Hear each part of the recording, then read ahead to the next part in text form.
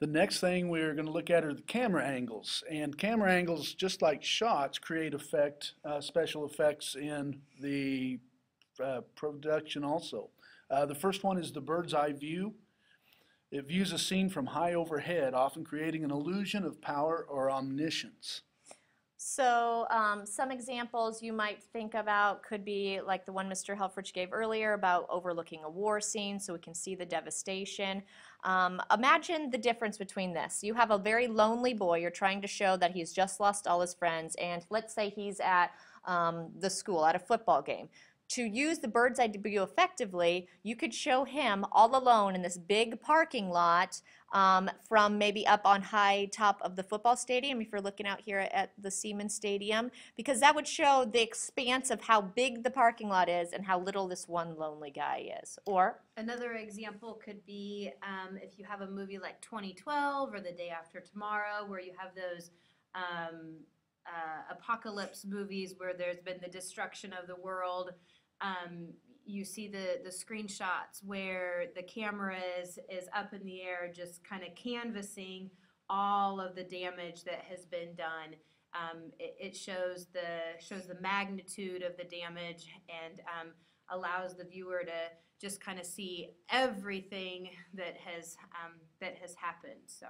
So bird's eye view, really to show the magnitude and to emphasize whatever point you're trying to emphasize.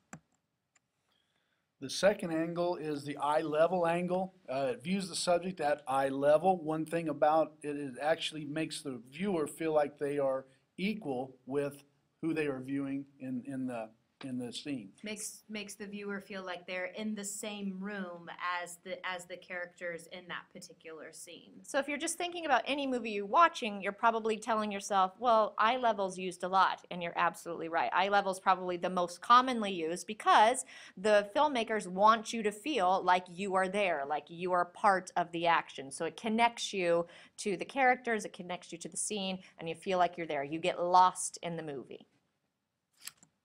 The next type of angle is over-the-shoulder angle. Usually focuses on two characters in dialogue.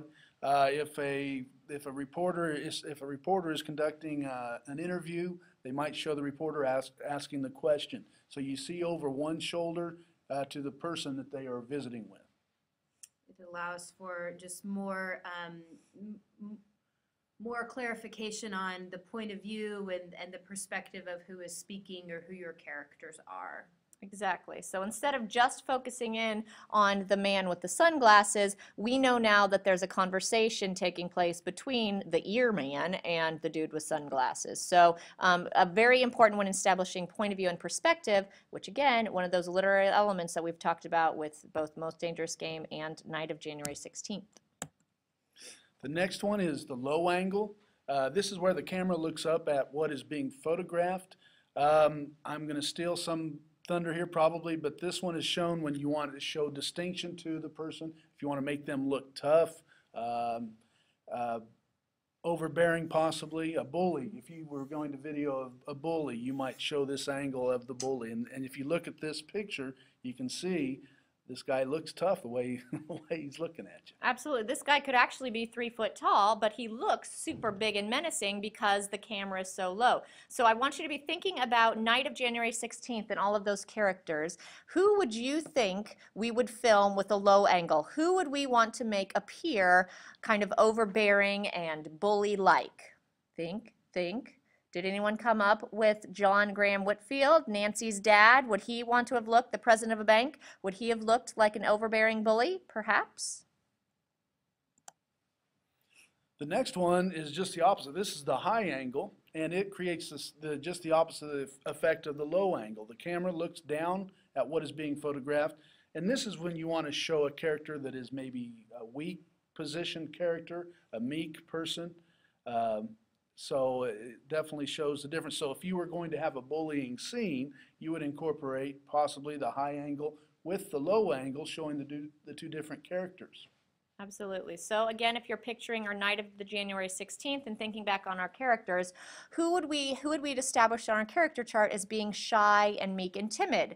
I think all of us decided Mrs. Hutchins, the night janitor wife, would have probably been filmed in this type of angle because she was so scared and so kind of worried about being there.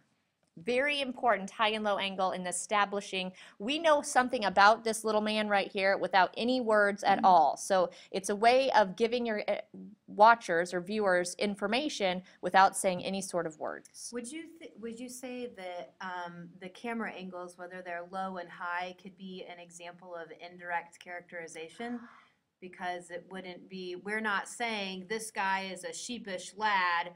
We are using this camera angle to use the camera and show down on him that obviously he's probably not this outgoing character as opposed to if we had the one on the previous as this guy who obviously looks like he's a little more powerful than the guy after him. I completely agree. So indirect characterization using those camera angles can really tell us a lot about someone without saying a word. Perfect. Moving on. The next one is called the Dutch or canted angle. This angle is when the camera tilts slightly to create an uneasy feeling. I even think of this angle a lot too if it's maybe something shown through a video camera that looks like videotape. You see that, that's kind of an uneasy feeling you get too, and it makes it look legitimate, makes it look real. The example I like to use was, and some of you probably, this is going to show how old I am, but the Blair Witch Project.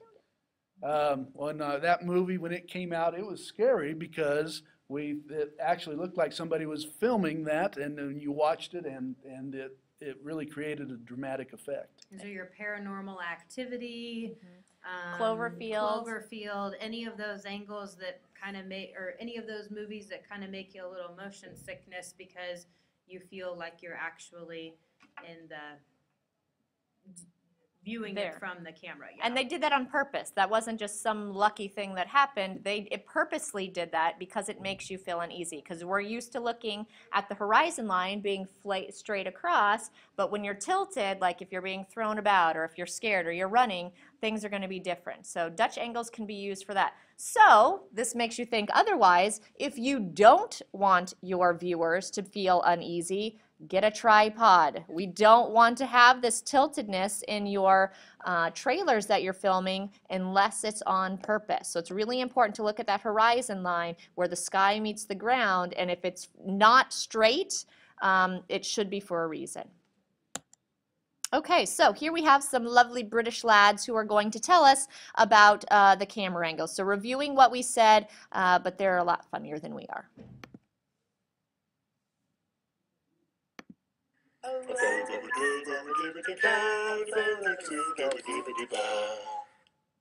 We're on. Next up, Martin, we're going to be doing camera angles. Camera angles. Have a think about what the character is you're filming. If it's a powerful, big, horrible character, perhaps you could shoot it from below, so it's more imposing.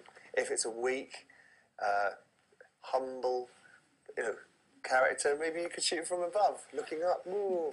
Think about your camera angles. That's it, really. I'm up with that. Yeah? It's a wrap.